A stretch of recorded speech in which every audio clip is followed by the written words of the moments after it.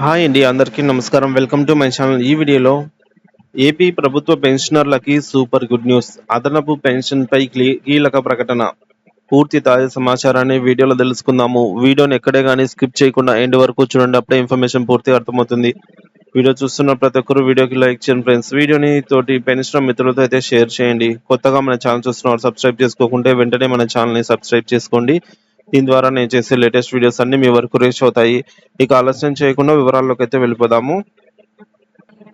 Friends, ఇక విషయానికి వచ్చినట్లయితే ఉద్యోగులు మరియు పెన్షనర్లు ఎదుర్కొంటున్న సవాలు. ఉద్యోగ మరియు పెన్షనర్లు అనేక సవాళ్ళను అయితే ఎదుర్కొంటున్నారు. వాటిలో కొన్ని చూసుకున్నట్లయితే పిఆర్సీ డిఏ బకాయిలు. చాలా మంది ఉద్యోగులకు పిఆర్సీ డిఏ బకాయిలు చాలా కాలంగా పెండింగ్ లో ఉన్నాయి.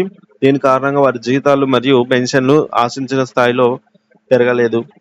ఆరోగ్య పథకాలు అయితేనేమి, రిటైర్మెంట్ బెనిఫిట్స్ అయితేనేమి పెన్షనర్లకి, అలాగే ఆరోగ్య పథకాలకు సంబంధించి ఈహెచ్ఎస్ అండి, వైద్య సేవలు నాణ్యత లేకపోవడము, సరైన విధంగా ఉపయోగపడకపోవడము జరుగుతుంది. అలాగే రిటైర్మెంట్, చాలా మంది పెన్షనర్లు ఆర్థికంగా ఈ రిటైర్మెంట్ బెనిఫిట్స్ రాక ఇబ్బందులు ఎదుర్కొంటున్నారు.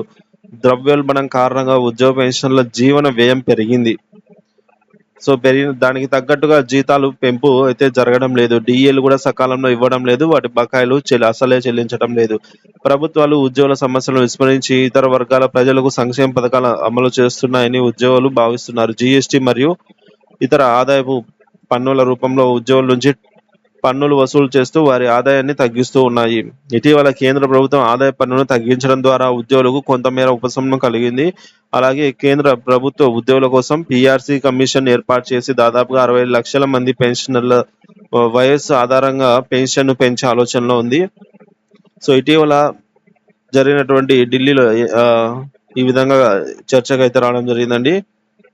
పెన్షనర్లకు శుభవార్త. కేంద్ర ప్రభుత్వ పెన్షనర్లకు ఒక శుభవార్త అయితే ఉంది. 80 సంవత్సరాలు మరియు అంతకంటే ఎక్కువ వయసు ఉన్న వారికి అదనపు పెన్షన్ సౌకర్యాన్ని కల్పించాలని ప్రభుత్వం యోచిస్తోంది. 80 నుంచి 85 సంవత్సరాల వారికి ప్రాథమిక పెన్షన్ పైన 20% అదనపు పెన్షన్, 85 నుంచి 90 ఏళ్ల మధ్య వయసు ఉన్న వారికి ప్రాథమిక పెన్షన్ పైన 30% అదనపు పెన్షన్, 90 నుంచి 95 సంవత్సరాల వయసు వారికి ప్రాథమిక పెన్షన్ పై 40% అదనపు పెన్షన్, 95 నుంచి 100 సంవత్సరాల వయసు గల వారికి ప్రాథమిక పెన్షన్ పై 50% అదనపు పెన్షన్, 100 సంవత్సరాలు మరియు అంతకంటే ఎక్కువ వయసు ఉన్న వారికి 100% అదనపు పెన్షన్ అయితే ఇవ్వబోతున్నారు. ఈ ప్రతిపాదన ఆమోదం పొందితే ఏప్రిల్ 10, 1944లో జన్మించిన పెన్షనర్ ఏప్రిల్ 1, 2024 నుండి 20% అమల్లోకి అయితే వస్తుందని అదనపు పెన్షన్ అనేది ప్రారంభిస్తారు. అయితే పెన్షనర్ల సంఘాలు 65 సంవత్సరాల వయసు నుంచే అదనపు పెన్షన్ ఇవ్వాలని డిమాండ్ చేస్తున్నాయి. సో పార్లమెంటరీ కమిటీ సిఫార్సులు ఈ మేరకు చూసుకున్నట్లయితే 65 ఏళ్ల వయసు వారికి 5% అదనము, 70 ఏళ్ల వయసు వారికి 10% అదనము, 75 సంవత్సరాల వయసు గల వారికి 15% అదనపు పెన్షన్ గా, 80 ఏళ్ల వయసు వారికి 20% అదనంగా పెన్షన్ ఇవ్వాలని అయితే పార్లమెంటరీ కమిటీ సిఫార్సు చేస్తోంది. మరి ఈ సిఫార్సులను ప్రభుత్వం త్వరలో ఆమోదించే అవకాశము ఉంది.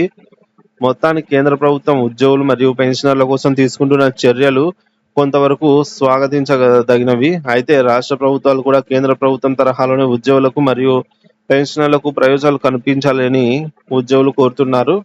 రాబోయే బడ్జెట్ సమావేశాల్లో ఉద్యోగులు మరియు పెన్షనర్లకు మరిన్ని మంచి శుభవార్తలు వస్తాయని అయితే ఆశిద్దాం.